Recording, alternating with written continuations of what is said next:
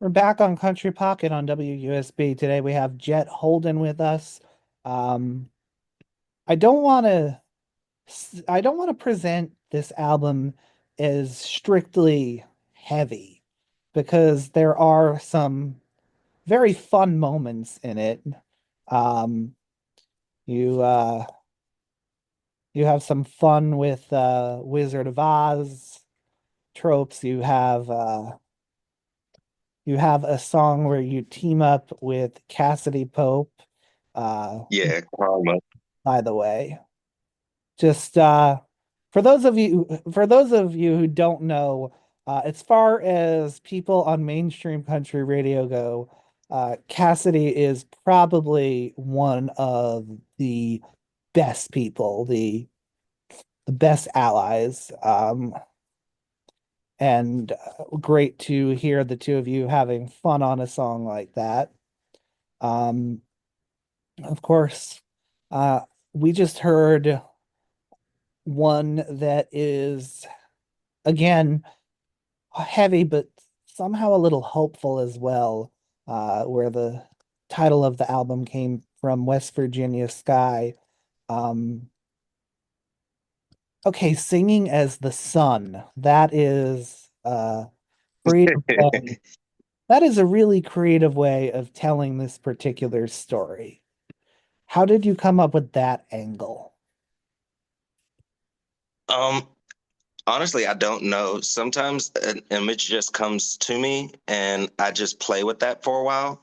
The song started with the Phoenix, and I kind of like painted her story first. This is why it's very vivid. I think of songwriting as painting a picture. And so like I figured out what the imagery of her story was. And then I added in the other characters. And so there are characters that aren't in this song, but I wrote them out so that I could fill out their story. And then I plugged the pieces in to craft the relationship of this woman who's grown ill and her husband who's watching over her as she deteriorates. And it, for me, spoke to like I used to help my mom take care of my grandma. She has Alzheimer's, and I've watched that process. And people deal with that all the time, being caregivers for their family, especially as they get older. And it just felt like a really cool way to tell the story by using the imagery around you. And so, like, the phoenix is represented by the changing colors in autumn. And as the leaves fall from the tree, that's her hair falling from her head because of the chemo. And then the rising and setting sun represents her husband. And it also represents the passage of time. So as he rises and sets, you see her slowly deteriorate. And so, like, it just got to have that, in a way, fun push and pull while you're telling this kind of really sad story.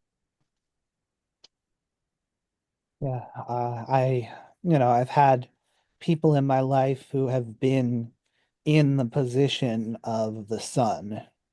I've had people in my life who have been in the position of the Phoenix, and it's a familiar story, but just told in a way that I never would have quite imagined because you don't just, you know, tell the perspective of the husband when you're singing about the sun.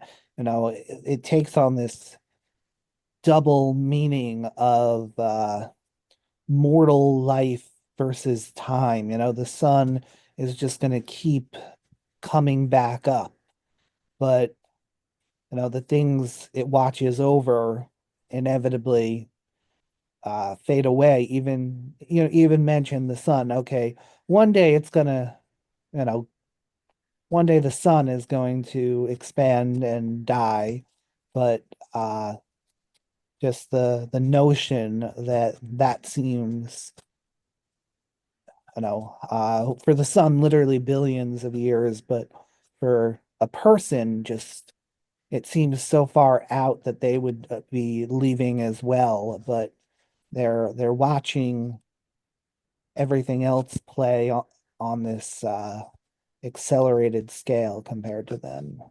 Yeah, a lot of times people say that life is short, but I feel like life feels so long sometimes, and especially like when you're dealing with trauma or loss or something. And in the case of the son in this story, the children that are becoming more distant, um, is like they're only there because like gravity keeps them there, but like it's obligation.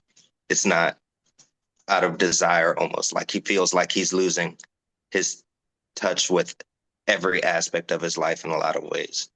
And soon he'll reach supernova and his time will come, but what will be left of everything after he's gone? And so like he has that fear.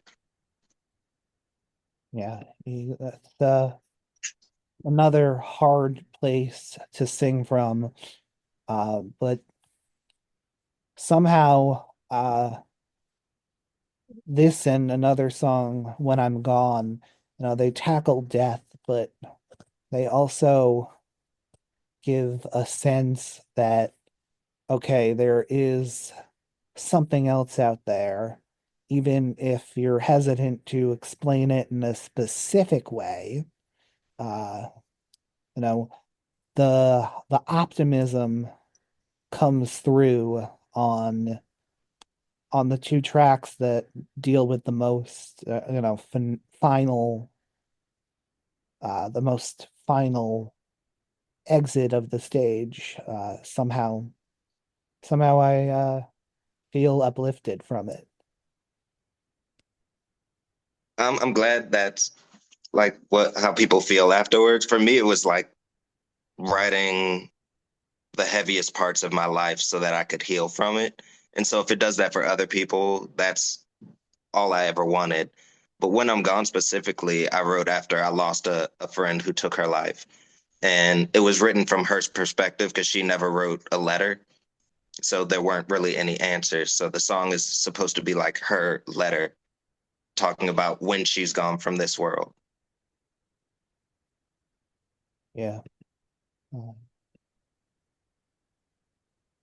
Again, somehow you've taken a lot of darkness and turned it into something, if not digestible, then even beautiful.